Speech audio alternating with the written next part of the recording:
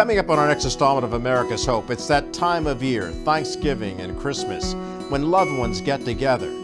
But Melanie and Steve Miller thought that their Christmas season would never come again. A year ago, Steve faced an aneurysm. We'll talk about his miracle story on our next episode of America's Hope.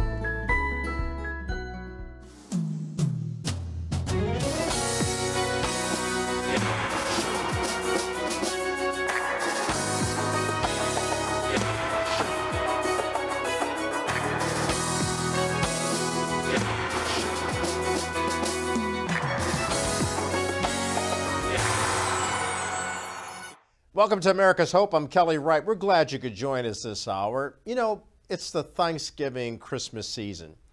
It's that special time of year when loved ones near and far actually come together to celebrate family, faith, and love.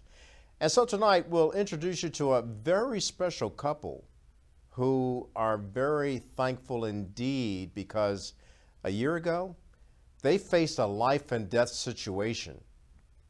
It brought their community and doctors together in prayer and hope for a miracle. Right now, I want to talk to you about hope being ever present and always prevailing, even when it looks like it's gone. There are people who say that hope is fading.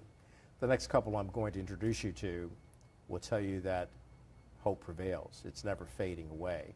There's always a light at the end of the tunnel, especially when you come up against something that you have no control over, a life and death situation. Here with me now are two good friends, I might add, in full transparency, Steve and Melanie Miller. Thank you both for joining us on America's Hope. And I mean, what a story. Both of you have faced health challenges. And Steve, recently you went through something that many people don't come out of. Exactly. A year ago, wife and I were getting ready to go to church, and it was we were getting ready for just a great day, and she walks out of the bedroom and she's asking me a question. I never responded. She asked me again, she started yelling, never responded. She finally says, "You better be joking." And she walked in and she saw me hanging out of the bed, not realizing that at that time I had already started to have, brain bleed. She came over, tried everything she could to first get me to answer her, and I couldn't. And she had to pull me back into the bed, and my memory goes in and out a little bit from that point, but I do remember her talking to me, and I remember her yelling at me to just be present. And that's basically what it took at times, just to be clear enough to answer her briefly. And it just started a whirlwind of, the last year with everything that we had to go through. But just those next 3 days were very critical for my life, our life, what we had planned for the future. And it's been rewarding now, but to sit and look back on it, I don't know how we got through it. Well, I mean, Melanie, take me back to that day as Steve is explaining what he was going through with a brain bleed, aneurysm. Yeah. What were you experiencing and thinking, particularly from your nursing background? Yeah. So when it started, he started into a grand mal seizure, and I used to be a nurse, actively pediatric trach and vent. And so when I saw the grand mal seizure, I knew immediately what was going on, and I wasn't sure why, because he's so young.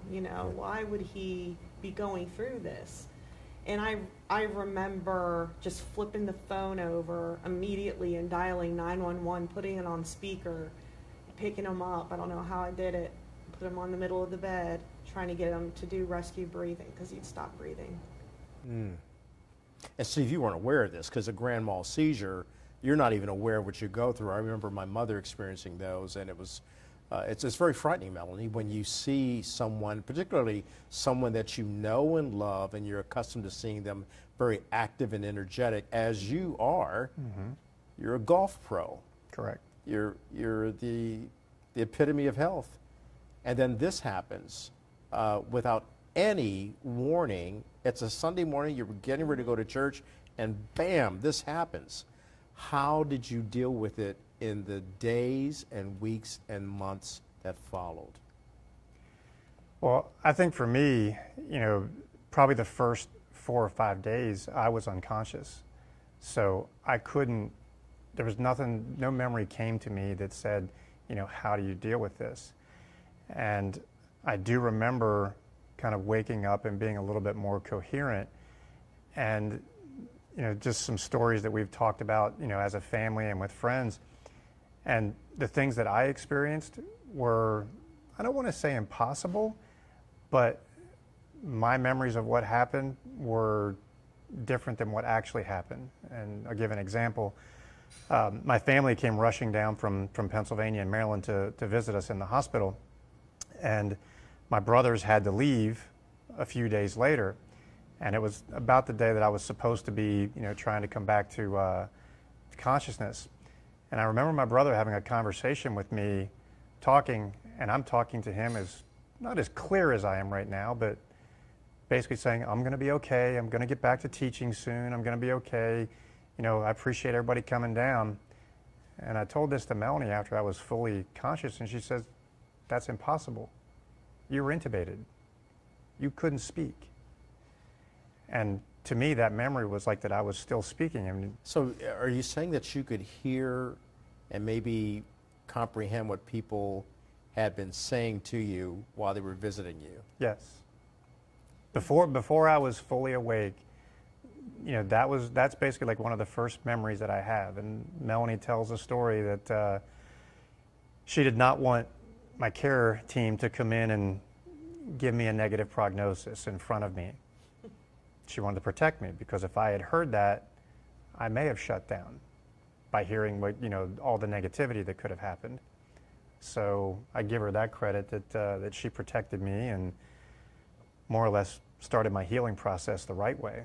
And during your healing process, did you have any encounters that were out of body? I did not. I had my, one of my, the doctors on the neurology team asked me that same question. He goes, did you experience anything out of body? What did you experience? And I told him, basically the conversation that I believed that I was having with my family, and, conversations that I thought I might have been having with her, but nothing out of body. And what you were experiencing was already apparently enough to keep you fighting for your life. Exactly. And did you sense anything, looking back on that now, and I know it's difficult to go back in and pull out that memory, but did you sense that you were fighting for your life? Early on, yes. Immediately after it happened, there were things that I experienced that were, I was in and out of consciousness, so I could, being taken out in a stretcher, like I can remember being taken down the stairs and, I hate to say, crashing into a wall, or being put into the back of the ambulance and feeling that it was already 85 degrees that day. It was nice and warm. And then one of the last things I remember is at a stop sign. I just remember the vehicle stopping and starting, and then I drifted into a pretty deep sleep. So Melanie, to hear Steve and see him, you had conducted, not you personally conducting a campaign of prayer support, but people rallied around you from your family, from Steve's family, and from the community here in Orlando, Florida, because they know Steve, he's a popular guy, they want to rally around him and help him. What was it like to get that kind of support from friends and family for prayer and for keeping both of you nurtured and forward thinking, even when doctors were telling you something that was negative? I say now to people who are going through this, there's two routes. There's the patient and there's the family. So we were blessed enough to have one of the best hospitals in the world to help save Steve's life, Advent Hospital here in Orlando. They did a fantastic job of taking care of Steve. I mean, as you can see, help him to heal, you know. If it wasn't for my church family and our close friends, and most importantly, our God, it was a scary time, but because of the people who lifted me, I was able to carry through.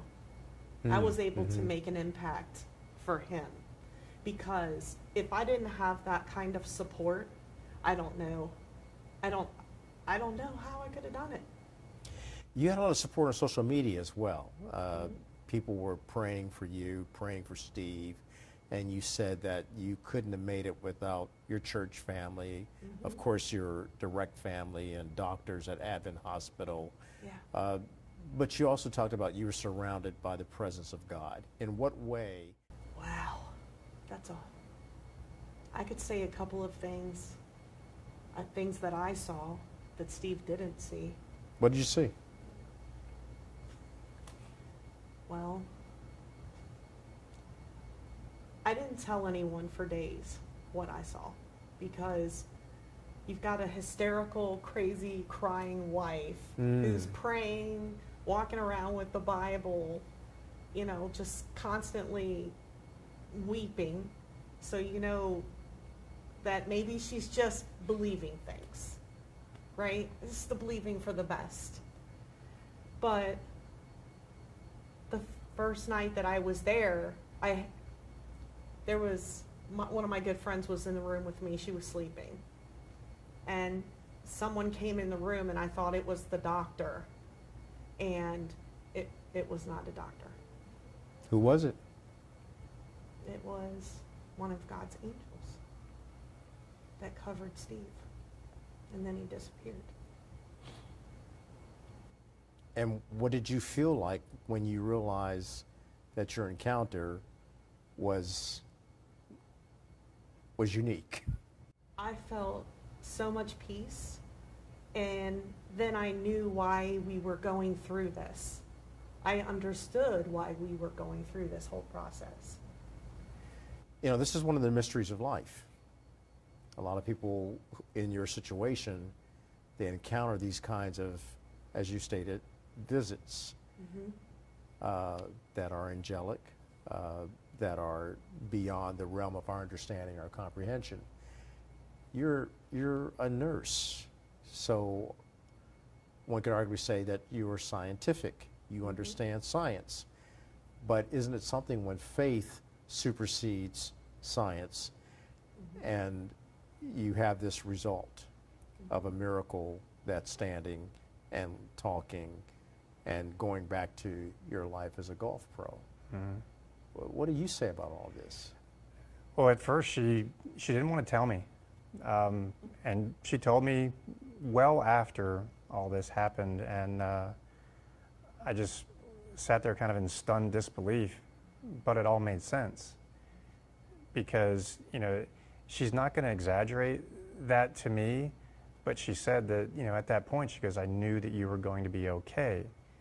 Pre-surgery, you know, it was basically the night before surgery, but just to have that faith and have that belief, whenever everything looked bleak, it's like, it's amazing.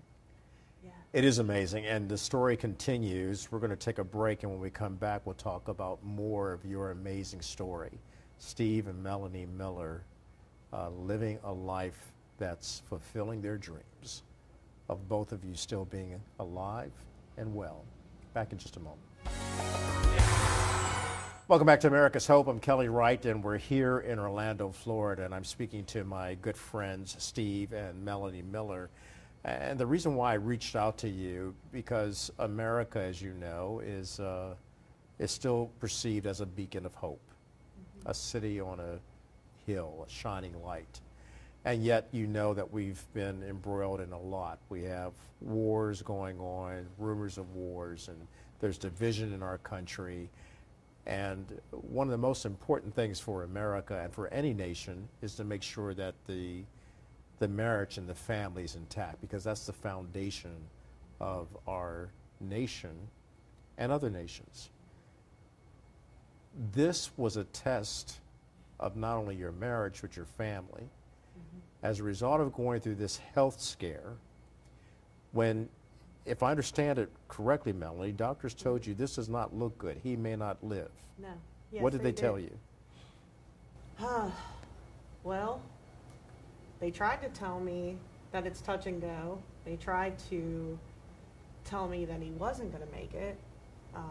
He was life flighted that day, Kelly, when his brain started bleeding and we had the grand mal seizure. He was life flighted twice, 3 hospitals in one day, until we finally 3 hospitals in one day. 3 in one day.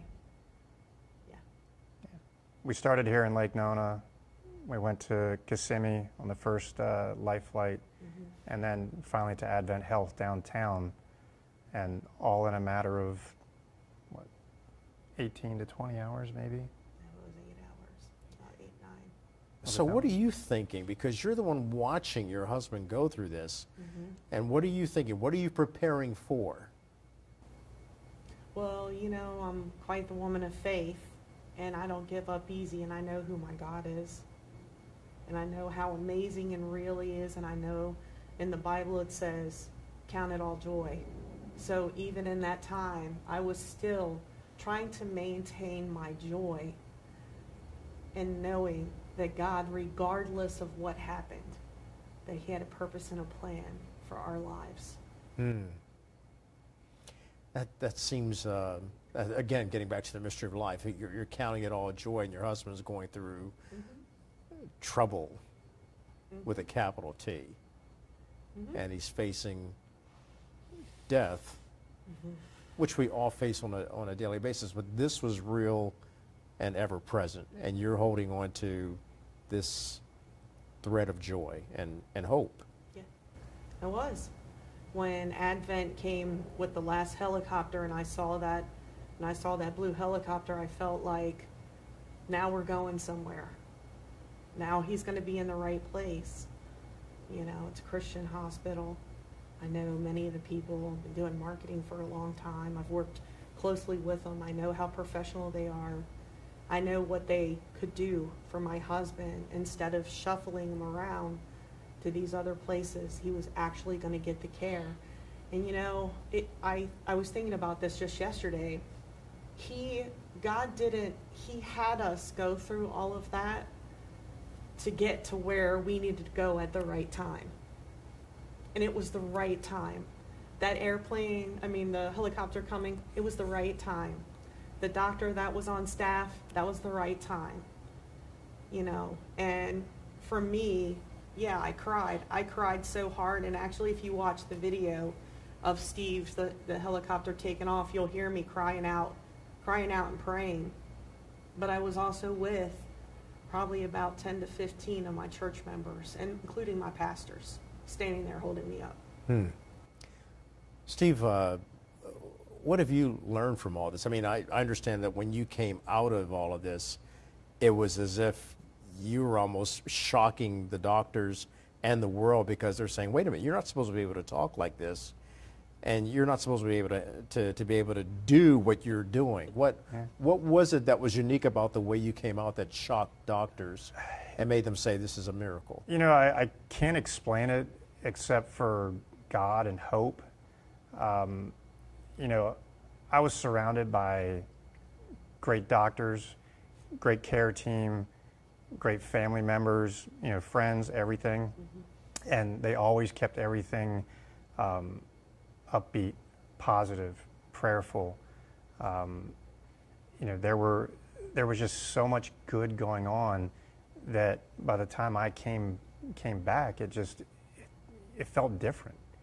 Everything felt different. Yeah. Now, I was not the same person that I left. You know, I came back and it was hard to try to grasp, like, okay, how long have I been, you know, out? What happened, you know, in surgery? You know, I had those little doubts and questions myself, but it was amazing when I came back, you know, as far as in the recovery, things, they were okay as far as being somewhat clear. You're a year out from this now. Mm-hmm. You're back on the golf course teaching. You're operating at a normal level. Are you fully there, or is there still more that you have to do to get your total strength back? I still tell everybody I'm 95%, because not everybody sees what happens in the downtime. You know, we go out, we'll go to church, we'll hang out with friends, and I'm upbeat, and she's constantly looking me over. She's checking my eyes. She's checking to make sure that, you know, my complexion is not pale. Yeah. Because she has a signal more or less that says, okay, we need to get out of here. Okay. And a lot of times I'll go home and crash. It's get just, some rest. Absolutely. And something that I've never had to do before, never wanted to, and still don't necessarily want to, but it's just, I'll go back home and sleep for 3 hours after being awake for only a few, and it's just like, I need it. My body says, you're tired. It's time. And it's because of all the mental exhaustion leads to the physical exhaustion, and not everybody sees that, and that's okay. But I'm there. You know, Melanie, you said that God preserved Steve, mm-hmm. kept him alive so that you could have a story to tell. What do you think it is that people need to hear from your story? Because not everyone can sit back and say that the outcome was the way it happened for you.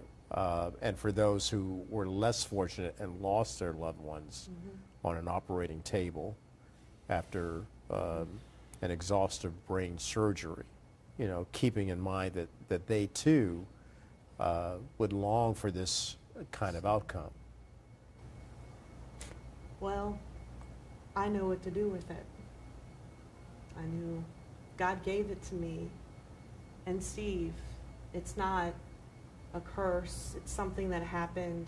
It's actually a blessing, because what it did is he knew that both Steve and I, as believers, knew how to go and tell our story. Because, see, Kelly, when Steve was in the hospital, and I told you I saw something, mm-hmm. it was in my heart. I knew that God told me that that's not how it is anymore to follow him. They have to see his miracles. So am I looking at one? Yes. Yeah. Yeah. Certifiably. Absolutely. Yeah. How does that? What do you know? What do you feel when you realize that you look in the mirror and say, "This was a miracle in my life"? It's a little overwhelming to me, because you don't always look at it. You don't look at it in the same way that your loved ones do, or that your friends and family do. But introspectively, it's like it's definitely, it's there. It's hard for me to verbalize it to people, but I always tell them, it's like, trust me, prayer helps.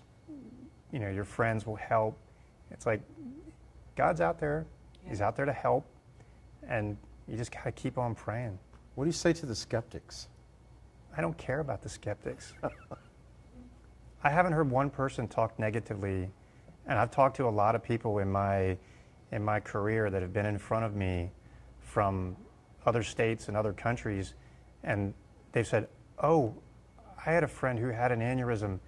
It didn't end up the same way, but thank God you're alive." Yeah. When they hear the story, it's like it's not a fluke. Well, thank God you're alive. Thanks. And sharing this wonderful story. And I can still say hello to my friend. Exactly.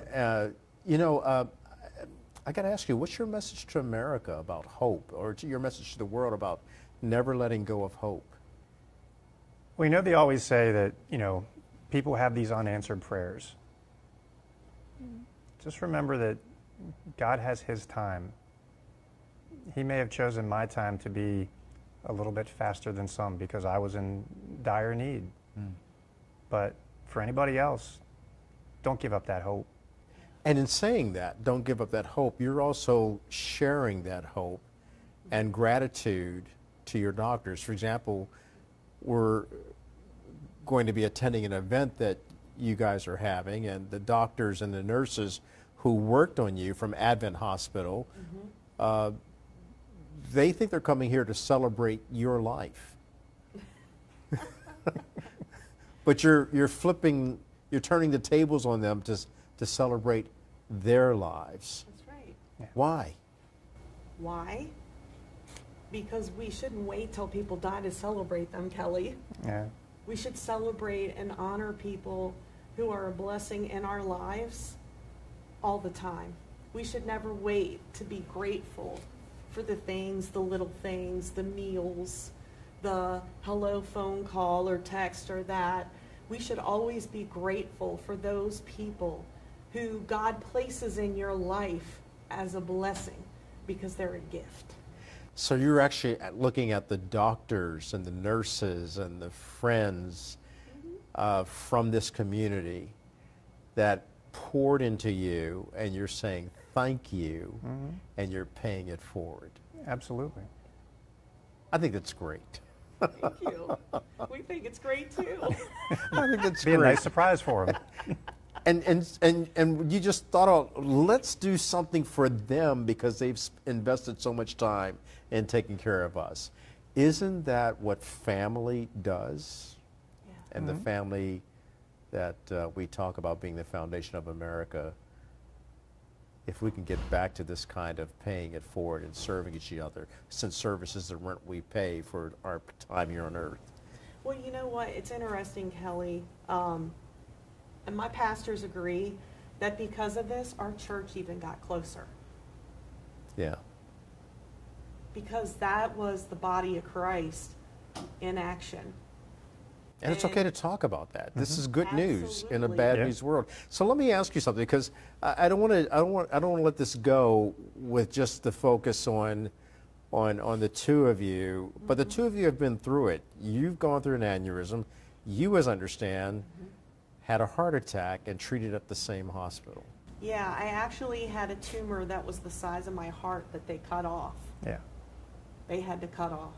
Yeah. And they found it here. Yeah. Advent, same hospital, Just couple of floors. couple floors down. different. Yeah. And what can you say about Advent Hospital and how they've handled this? Well, when you walk through a hospital that has chaplains, that has the healing hand of God, their ministry on their walls, their staff really cares. And then what doctors show up to an event or even care to show up to an event to think that they're honoring Steve, and really in essence we're honoring them. I love it. Does that tell I you love it. how the kind of people that they are? They're amazing people. That foundational principle of America, Right. Yeah. one family, Yes. helping the community, and thereby helping the nation. America's Hope continues in a moment. And welcome back to America's Hope. We continue now with our story on Melanie and Steve Miller and how the Millers got together to actually give a night of appreciation to their doctors, their church, and their community. And so here today, we're here not only just to celebrate what Advent did and the amazing physicians, and by the way, they all are in the room.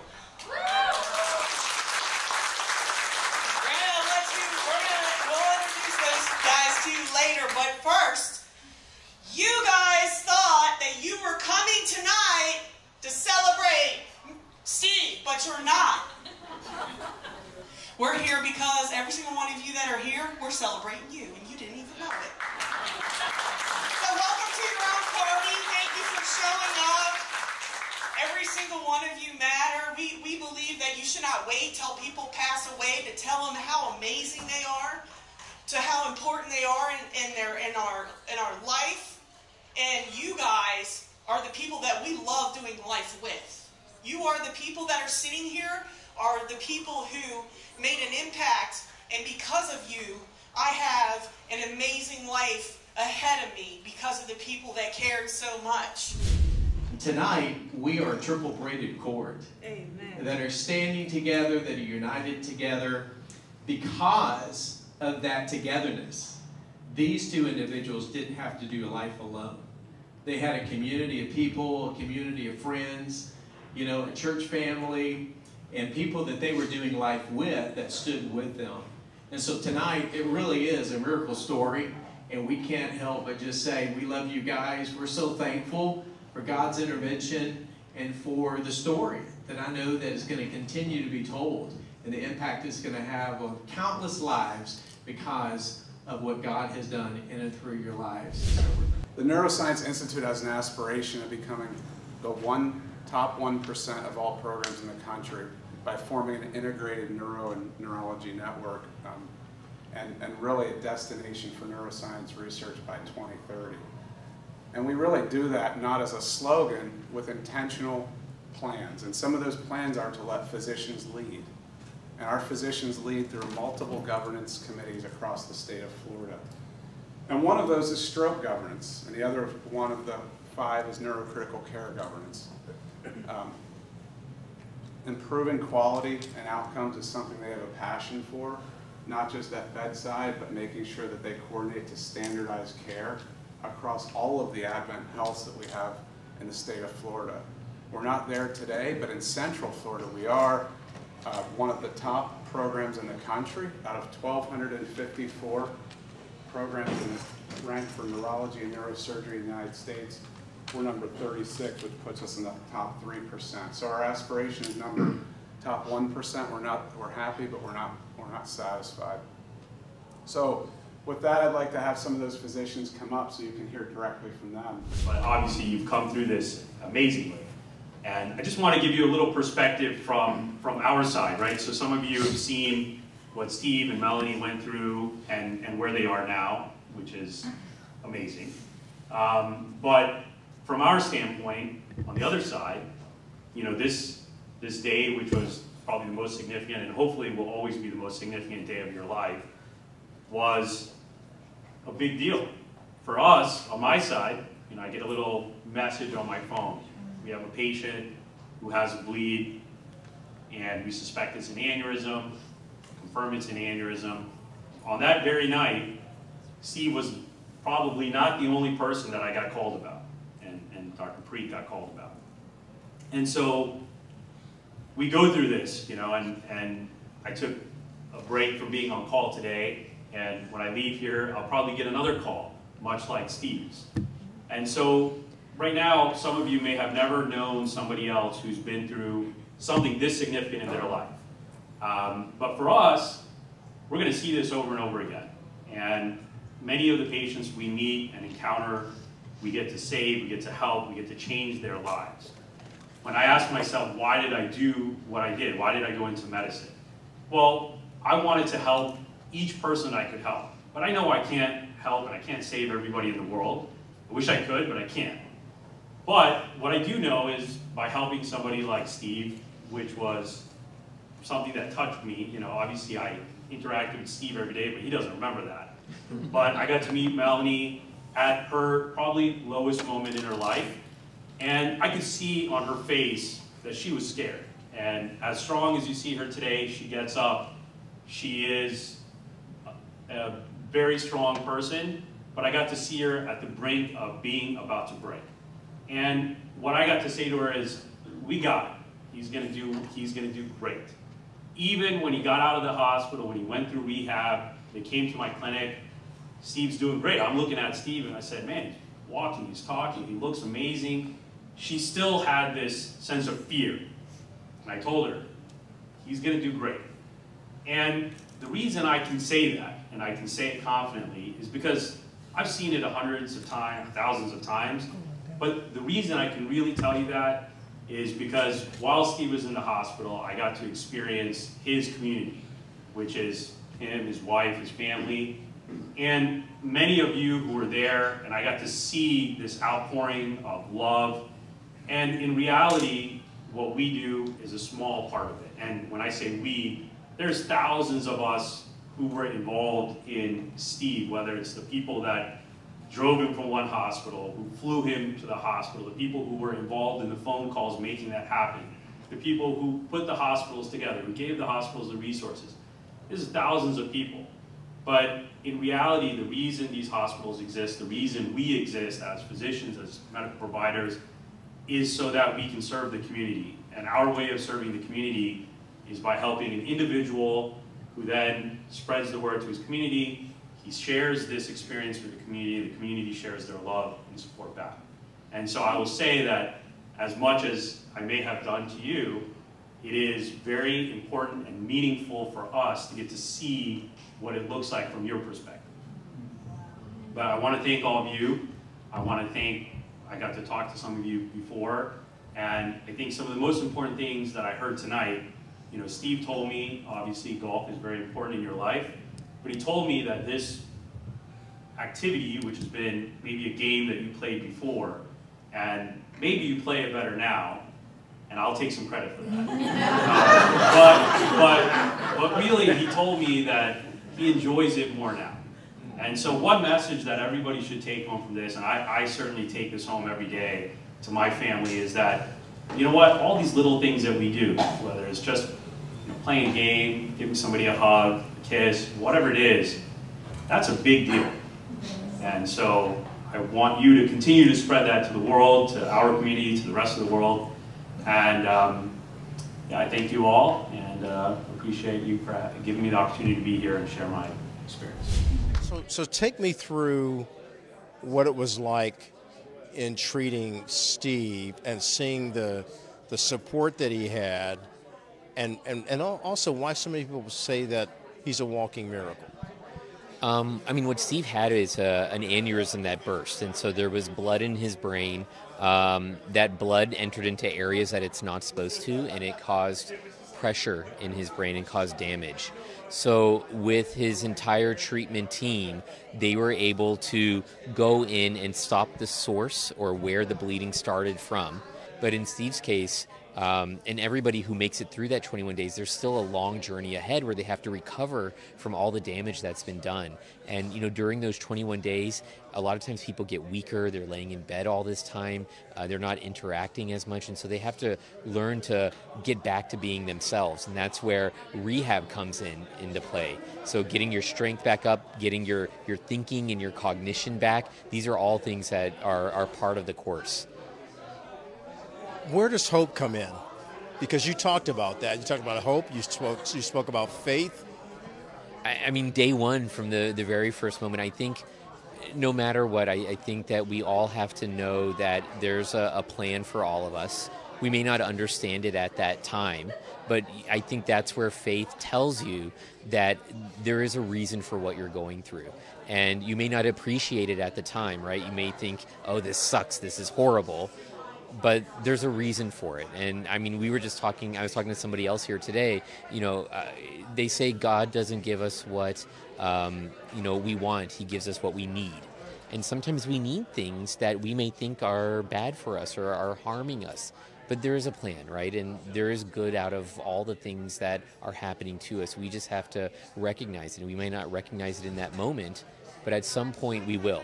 And we have to say that all these things that are happening is part of that big ultimate plan. It's amazing, Doctor. And Advent Hospital, you guys are doing great work here in Orlando.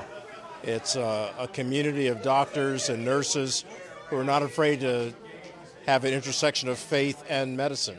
Yeah, I mean, funny, I don't know if this is for the cameras or not, but you know, I've worked at places where I was afraid to say the word God. You know, and it's kind of funny. And it's not that like that is like a fear from me, but it's just sort of like the environment that you're in, right? If you're in an environment where, you know, you have to be careful what you say, you may not say the things that you want to or that are coming from your heart. Advent Health is like the first place I've worked at where, you know, in the mission, like on the banner, it says extending the healing ministry, right? And it gives you, you know, that confidence, that ability, or it opens that door for you to kind of freely express yourself. And, you know, what better way than to remind folks of, you know, God's glory, right? And that's really the opportunity that Advent Health has. Listen to this. This is crazy too.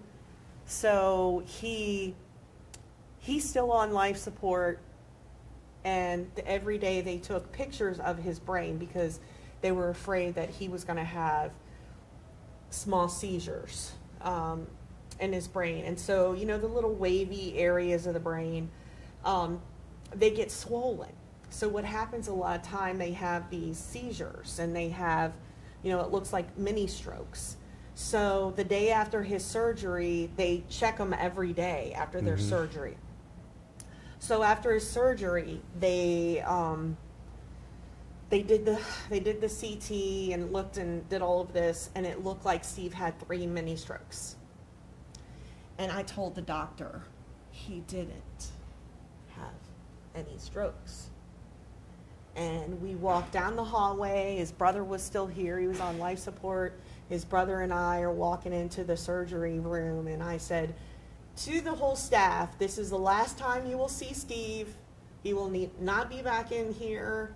I don't know what you saw on that x-ray, but it was completely wrong, because I know what I feel in my heart, and I know that God's already healed him.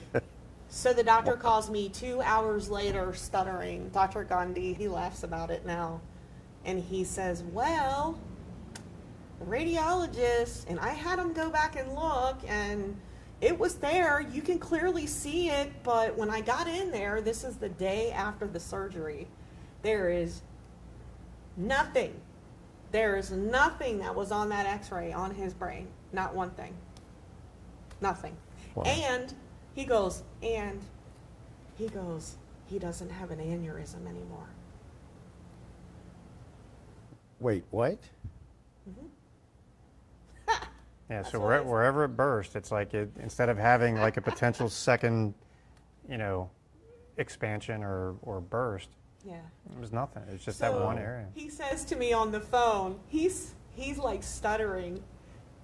He's like, I don't know how to say this, but yeah, there's no strokes on this side of his brain. There's nothing. And I even went to the radiologist. I said, look it again, look it again. Radiologist like, but I thought I saw it. I know it was there. It's on the picture. But then when he's up there looking in the brain, and he's got the microscope that they do this every day, he sees nothing. Wow. And then, oh, by the way, I don't know how to tell you this either, but there's a clip here, but your husband doesn't also have an aneurysm anymore. It's gone. I didn't know that. That's amazing. Yeah. Uh-huh. And so it was amazing. this, Kelly, it was this thing after this thing that constantly happened that I kept telling them. Like I said, from the first night that I was there, and I saw what I saw, and I knew what I knew because of what would lead us to this very night, Kelly. Amazing. Look, I thank you both for sharing your story. It's a heartwarming story, but it's also a story about miracles, and God knows we need to talk about miracles in this day and age. And thank you for being so hope-filled and spreading it around to others who have been in your circle and now beyond your circle. Thank you for being guests on America's Hope and letting hope prevail. Thanks. We appreciate you, Kelly. I love you guys. Thank you. Love you too, brother. Back with more in just a moment. Welcome back to America's Hope. I'd like to thank Steve and Melanie Miller for inviting me to Florida to sit down and have a conversation with them about something so personal and what they endured, and because of hope, how they persevered. But it's also the hope that was reflective in their doctors, in their pastor, in their community. You see, it shows that when we all come together and really put everything on the line and believe in the power of prayer and the power of hope, it's always a day to be thankful and grateful for a God who loves us so much that he sees us through our darkest times. Happy Thanksgiving, everyone. And thanks for watching America's Hope. Good night.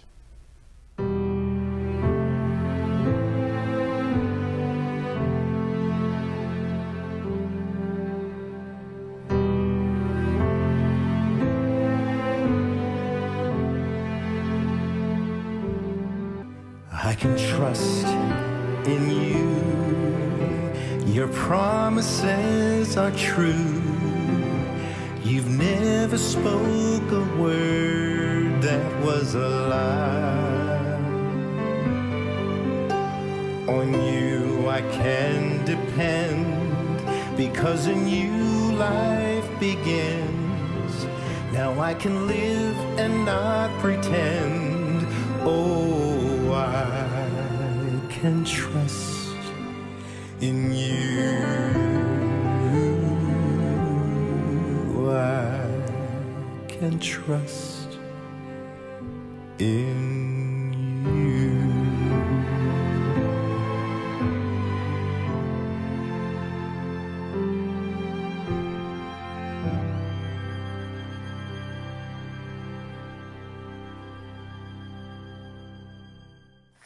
My America.